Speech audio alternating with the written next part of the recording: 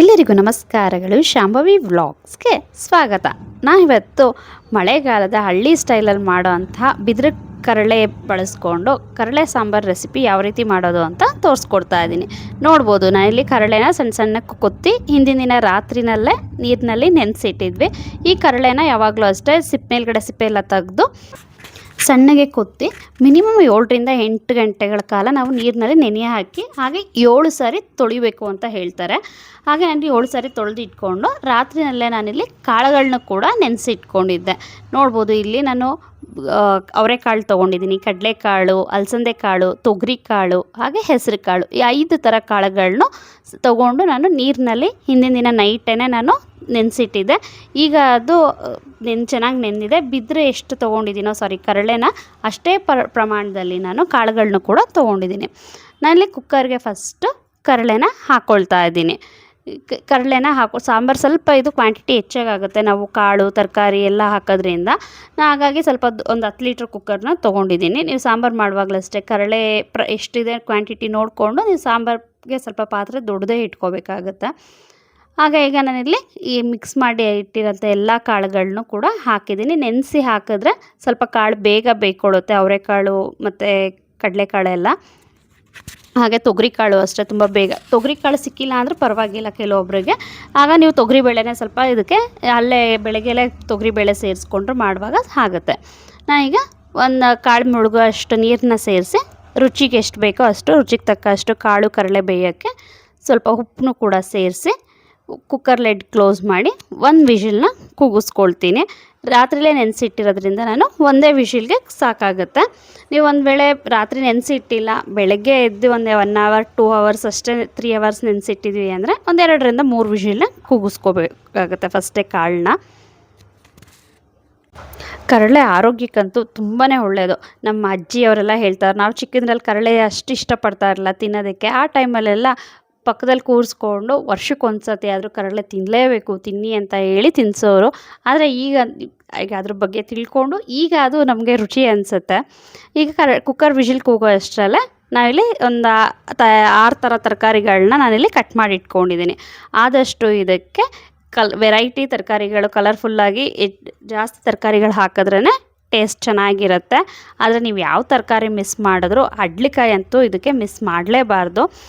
ಇಲ್ಲಿ ಹಡ್ಲಿಕಾಯಿ ನೋಡ್ಬೋದು, ಸಣ್ಣಗೆ ಎಲ್ಲ ಕಟ್ ಮಾಡಿ ಇಟ್ಕೊಂಡಿದ್ದೀನಿ ಮೀಡಿಯಮ್ಮಾಗಿ. ಕ್ಯಾರೆಟು, ಹುಳ್ಳಿಕಾಯಿ ಹಾಗೆ ಗೆಡ್ಡೆಕೋಸು, ಆಲೂಗೆಡ್ಡೆ, ಬದನೆಕಾಯಿ ಎಲ್ಲ ಕಟ್ ಮಾಡಿ ಇಟ್ಕೊಂಡಿದ್ದೀನಿ. ಈಗ ಕುಕ್ಕರು ನಾನು ಕಟ್ ಮಾಡಿ ಇಟ್ಕೊಳ್ಳೋ ಟೈಮಲ್ಲೇ ಕುಕ್ಕರ್ ವಿಷಿಲ್ ಕೂಗಿತ್ತು. ಈಗ ಪ್ರೆಷರ್ ಹೋಗಿದೆ. ನಾನೀಗ ಪ್ರೆಷರ್ ತೆಗೆದು ಕುಕ್ಕರ್ನ ಓಪನ್ ಮಾಡಿ ಲಿಡ್ನ ಒಂದು ಸರಿ ನೀಟಾಗಿ ಎಲ್ಲ ಮಿಕ್ಸ್ ಮಾಡಿಕೊಂಡು ಕಾಳು ಬೆಂದಿದೆಯಾ ಇಲ್ವಾ ಅಂತ ಈ ಟೈಮ್ನಲ್ಲೇ ನೋಡ್ಕೊಳ್ಳಿ. ನಿಮಗೆ ನೆಕ್ಸ್ಟ್ ಮತ್ತೆ ನಾವು ಎಲ್ಲ ಮಸಾಲೆಗಳು ಹಾಕಿದಾಗ ಎಷ್ಟು ವಿಷಿಲ್ ಕೂಗಿಸ್ಬೇಕಾಗತ್ತೆ ಅಂತ ಗೊತ್ತಾಗುತ್ತೆ. ನಾನು 1 ವಿಷಿಲ್ಗೆ ಕಾಳು ಪೂರ್ತಿ ಚೆನ್ನಾಗಿ ಬೆಂದಿದೆ. ಚೆನ್ನಾಗಿ ಬೆಂದಿರೋದ್ರಿಂದ ನಾನು ಒಂದೇ ವಿಷಿಲ್ ಸಾಕು. ಒಂದು ವೇಳೆ ನಿಮ್ಗೆ ಸರಿಯಾಗಿ ಈ ಟೈಮಲ್ಲಿ ಬೆಂದಿಲ್ಲ ಅಂದರೆ ನೆಕ್ಸ್ಟ್ ನಿಮ್ಗೆ ಸಾಂಬಾರು ಪುಡಿ ಎಲ್ಲ ಹಾಕಿದ ನಂತರ ಸ್ವಲ್ಪ ಹೆಚ್ಚಿಗೆ ಜಾಸ್ತಿ ವಿಷಿಲ್ ಕೂಗಿಸ್ಕೊಂಡ್ರೆ ಆಯಿತು. ಈಗ ನಾನು ಇಲ್ಲಿದ್ದಕ್ಕೆ ನೆಕ್ಸ್ಟು ಈಗ ಸ್ವಲ್ಪ ತೊಗರಿಬೇಳೆ ಹಾಕ್ಕೊಳ್ತಾ ಇದ್ದೀನಿ. ನೀವೇನಾದರೂ ತೊಗರಿ ಕೇರಳೆ ಏನಾದರೂ ಹಾಕಿಲ್ಲ ಅಂದಾಗ ಈ ಟೈಮಲ್ಲಿ ಸ್ವಲ್ಪ ಬೇಳೆ ಇನ್ನೊಂಚೂರು ಹೆಚ್ಚಿಗೆ ಹಾಕ್ಕೊಳ್ಳಿ. ಈಗ ಹಚ್ಚಿಟ್ಕೊಂಡಂಥ ಆಲೂಗೆಡ್ಡೆ, ಬದನೆಕಾಯಿನ ಇದರೊಟ್ಟಿಗೆ ಸೇರಿಸ್ಕೊಳ್ತಾ ಇದ್ದೀನಿ. ಹಾಗೆಯೇ ನಾನು ಇದಕ್ಕೆ ನೆಕ್ಸ್ಟು ಬೇರೆ ಎಲ್ಲ ಹೇಳಿದ್ನಲ್ಲ ಆಗಲೇ ತರಕಾರಿಗಳು ಹಚ್ಚಿಟ್ಕೊಂಡಿದ್ನಲ್ಲ, ಕಡಲೆಕಾಯಿ, ಕ್ಯಾರೆಟು, ಗೆಡ್ಡೆಕೋಸು, ಹುಳ್ಳಿಕಾಯಿ ಇದಿಷ್ಟನ್ನು ಕೂಡ ನಾನು ಇದಕ್ಕೆ ಸೇರಿಸ್ಕೊಳ್ತೀನಿ. ಯಾವ ತರಕಾರಿ ಮಿಸ್ ಆದರೂ ಕಡಲೆಕಾಯಿ ಮಾತ್ರ ಮಿಸ್ ಮಾಡಬೇಡಿ ಕರಳೆ ಸಾಂಬಾರಿಗೆ. ಈಗ ಈ ತರಕಾರಿಗಳನ್ನೂ ಕೂಡ ಸೇರಿಸಿ ನಾವು ನೀಟಾಗಿ ಮಿಕ್ಸ್ ಮಾಡೋಣ. ಇದು ತುಂಬ ಜನ ಇದು ಕರಳೆ ಸಾಂಬಾರು ಬಂದು ಹೀಟ್ ಆಗುತ್ತೆ ಅಂತ ತುಂಬ ಜನ ತಿನ್ನೋಕ್ಕೆ ಇಷ್ಟಪಡಲ್ಲ. ಬಟ್ ಆದರೆ ನಾವು ಈಗ ಅಲಸಂದೆ ಕಾಳು, ಹೆಸರು ಕಾಳು ಎಲ್ಲ ಹಾಕೋದ್ರಿಂದ ಮತ್ತು ಇದಕ್ಕೆ ಒಂದು ಹಣ್ಣೆ ಸೊಪ್ಪು ಎಲ್ಲ ಹಾಕ್ತಾರೆ. ಆ ಹಣ್ಣೆ ಸೊಪ್ಪೆಲ್ಲ ಹಾಕ್ತೀವಲ್ವ, ಅದರಿಂದ ಬಾಡಿಗೆ ತಂಪು ಮಾಡುತ್ತೆ. ನಿಮಗೆ ತುಂಬ ಏನು ಹೀಟ್ ಆಗೋದಿಲ್ಲ. ಆರಾಮಾಗಿ ಬೇರೆ ಎಲ್ಲ ತರಕಾರಿ ಕಾಳುಗಳು ಎಲ್ಲ ಇರೋದ್ರಿಂದ ವರ್ಷಕ್ಕೊಂದು ಸತಿ ಆದರೂ ಕರಳೆ ಸಾಂಬಾರನ್ನ ತಿನ್ನಿ. ಈಗ ನಾನು ಮತ್ತೆ ಇನ್ನೊಂದು ಸ್ವಲ್ಪ ಸಾಂಬಾರು ಕ್ವಾಂಟಿಟಿ ಎಷ್ಟು ಬೇಕೋ ಅಷ್ಟು ನೀರು ಹಾಕ್ಕೊಂಡು ಮಾಮೂಲಿ ಮನೇಲಿ ಮಾಡಿಟ್ಟಿರೋಂಥ ಬೇಳೆ ಸಾಂಬಾರು ಪೌಡರ್ನ ಸೇರಿಸ್ಕೊಳ್ತಾ ಇದ್ದೀನಿ. ನೀವು ಸಾಂಬಾರು ಕ್ವಾಂಟಿಟಿ ನೋಡಿಕೊಂಡು ನಿಮಗೆ ಪೌಡರ್ ಎಷ್ಟು ಬೇಕೋ ಅಷ್ಟು ನೋಡಿ ಸೇರಿಸ್ಕೊಳ್ಳಿ. ನಿಮಗೆ ಈ ಟೈಮಲ್ಲೇ ಬೇಕಿದ್ರೆ ಉಪ್ಪು ಖಾರ ಕೂಡ ಎಷ್ಟು ಬೇಕು ನೋಡಿಕೊಂಡು, ಖಾರ ಕಮ್ಮಿ ಆಗಿದ್ರೆ ಖಾರ ಅಥವಾ ಉಪ್ಪು ರುಚಿಗೆ ಎಷ್ಟು ಬೇಕೋ ಅಷ್ಟು ಸೇರಿಸ್ಕೋಬೋದು.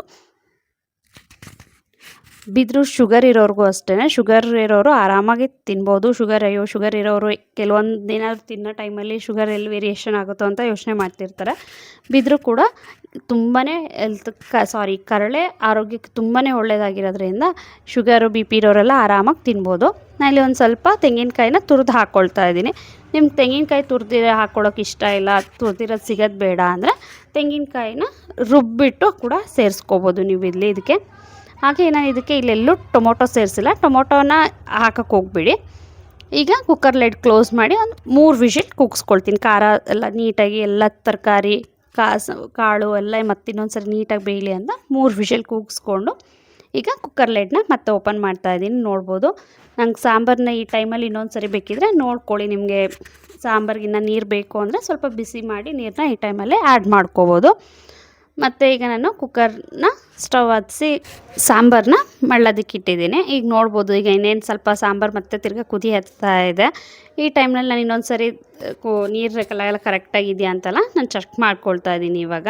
ಹಾಗೆ ಇಲ್ಲಿ ಬೇಕಿದ್ದರೆ ನೀವು ಉಪ್ಪು ಖಾರ ನೋಡ್ಕೋಬೋದು ನೀವು ಬೇಕಿದ್ದರೆ. ಈಗ ನಾನಿಲ್ಲಿ ಸ್ವಲ್ಪ ಎಣ್ಣೆ ಸೊಪ್ಪು, ಒಂದು ಸ್ವಲ್ಪ ನುಗ್ಗೆ ಸೊಪ್ಪು, ಸ್ವಲ್ಪ ದಂಟಿನ ಸೊಪ್ಪು, ಸ್ವಲ್ಪ ಕೀರೆ ಸೊಪ್ಪು, 4 ಥರದ ಸೊಪ್ಪುಗಳನ್ನು ನಾನಿಲ್ಲಿ ತೊಗೊಂಡಿದ್ದೀನಿ. ನಿಮ್ಗೊಂದು ವೇಳೆ ಈ 4 ಸೊಪ್ಪು ಸಿಕ್ಕಿಲ್ಲ ಅಂದರೆ ನಿಮಗೆ ಅಟ್ಲೀಸ್ಟ್ ಯಾವುದು ಬೆರಕೆ ಸೊಪ್ಪು ಅಂತ ಹಳ್ಳಿಗಳ ಕಡೆ ಎಲ್ಲ ಸಿಗುತ್ತಲ್ಲ, ಸಾಮಾನ್ಯವಾಗಿ ಕೆಲವರು ಇದು ಸಿಕ್ಕಿಲ್ಲ ಅಂದರೆ ಬೆರಕೆ ಸೊಪ್ಪು ಅಂತ ಹಾಕ್ತಾರೆ. ಬಟ್ ಆದರೆ ಇದಕ್ಕೆ ದಂಟಿನ ಸೊಪ್ಪು, ಕೀರೆ ಸೊಪ್ಪು, ಎಣ್ಣೆ ಸೊಪ್ಪು, ನುಗ್ಗೆ ಸೊಪ್ಪು ಮಸ್ಟ್ ಆ್ಯಂಡ್ ಶುಡ್ ಹಾಕಿದ್ರಂತೂ ಟೇಸ್ಟ್ ತುಂಬಾ ಚೆನ್ನಾಗಾಗತ್ತೆ. ಸಾಂಬಾರು ರುಚಿಯಾಗಿ ಅಷ್ಟು ಚೆನ್ನಾಗಾಗುತ್ತೆ. ಅದು ಮಳ್ಳೋದಕ್ಕಿಟ್ಟು ನಾವು ಈ ಕಡೆ ಸಾಂಬಾರಿಗೆ ಒಗ್ಗರಣೆ ಹಾಕ್ಕೊಳ್ತಾ ಇದ್ದೀವಿ. ಕಾದ ನಂತರ ಅದಕ್ಕೆ ಸಾಸಿವೆ ಹಾಕ್ಕೊಂಡು ದಪ್ಪ ಕಟ್ ಮಾಡಿಟ್ಟಿರೋಂಥ ಈರುಳ್ಳಿ ಹಾಕ್ಕೊಳ್ತಾ ಇದ್ದೀನಿ. ನೀವೇನಾದರೂ ನಾಟಿ ಈರುಳ್ಳಿ ಇದ್ರಂತೂ ಜಜ್ಬಿಟ್ಟು ಹಾಕಿ ಇನ್ನೂ ಚೆನ್ನಾಗಿರುತ್ತೆ ಟೇಸ್ಟು. ನಾನು ನಾಟಿ ಈರುಳ್ಳಿ ಇಲ್ಲ ಅಂತ ನಾರ್ಮಲ್ ಈರುಳ್ಳಿನೇ ಹಾಕಿ ಹಾಗೆ ಕರ್ಬೇವಿನ ಸೊಪ್ಪು ಹಾಕಿ ಒಗ್ಗರಣೆ ಮಾಡ್ಕೊಳ್ತೀವಿ. ಇದಿಷ್ಟೇ. ಈಗ ನಮಗೆ ಬಿಸಿ ಬಿಸಿಯಾದ ಕಡಲೆ ಸಾಂಬಾರು ರೆಡಿಯಾಗಿದೆ ಸವಿಯಲು. ಇದನ್ನಂತೂ ಮುದ್ದೆ ಜೊತೆ ಅಂತೂ ಸೂಪರ್ ಕಾಂಬಿನೇಷನ್ ಇರುತ್ತೆ.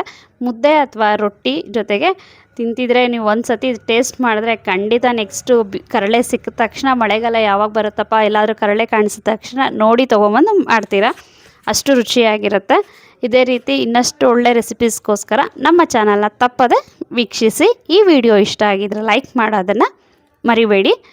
ಇದಕ್ಕೆ ಲಾಸ್ಟಲ್ಲಿ ಇದೊಂದು ಮೇಯ್ನ್ ಇಂಗ್ರೀಡಿಯೆಂಟ್ ಮಿಸ್ ಮಾಡಬೇಡಿ. ಒಂದು ಸ್ವಲ್ಪ ಹಸುವಿನ ಹಾಲನ್ನ ಕಾದು ತಣ್ಣಗಾಗಿರೋಂಥದ್ದನ್ನ ಸೇರಿಸ್ಕೊಳ್ತಾ ಇದ್ದೀನಿ. ಒಂದು ಚಿಕ್ಕ ಗ್ಲಾಸಲ್ಲಿ ಒಂದು 3/4 ಗ್ಲಾಸಷ್ಟು ಹಾಕಿದ್ದೀನಿ. ಹಾಲು ಹಾಕೋಕ್ಕೆ ಇಷ್ಟ ಇಲ್ಲ ಅನ್ನೋರು ಈ ಟೈಮಲ್ಲಿ ಸ್ವಲ್ಪ ತೆಂಗಿನ ಹಾಲಾದರೂ ಹಾಕ್ಕೊಳ್ಳಿ. ಈ ಹಾಲು ಹಾಕೋದ್ರಿಂದ ಒಂದು ಟೇಸ್ಟೇ ಡಿಫ್ರೆಂಟಾಗಿ ಚೆನ್ನಾಗಾಗತ್ತೆ. ಫಸ್ಟ್ ಟೈಮ್ ನಮ್ಮ ಚಾನಲ್ ನೋಡ್ತಾ ಇದ್ದರೆ ಇನ್ನೂ ಸಬ್ಸ್ಕ್ರೈಬ್ ಮಾಡಿಲ್ಲ ಅಂದರೆ ಈಗಲೇ ಸಬ್ಸ್ಕ್ರೈಬ್ ಮಾಡ್ಕೊಳ್ಳಿ. ನಮ್ಮ ಚಾನಲ್ನಲ್ಲಿ ಅಡುಗೆ ರೆಸಿಪೀಸ್, ಬ್ಯೂಟಿ ಟಿಪ್ಸ್, ಹೋಮ್ ರೆಮಿಡೀಸ್ಗಾಗಿ ನಮ್ಮ ಚಾನಲ್ನ ಮಿಸ್ ಮಾಡದೆ ನೋಡ್ತಾ ಇರಿ. ಮತ್ತೊಂದು ಒಳ್ಳೆ ವಿಡಿಯೋ ಒಟ್ಟಿಗೆ ಮುಂದಿನ ವಿಡಿಯೋದಲ್ಲಿ ಸಿಗೋಣ. ಧನ್ಯವಾದಗಳು.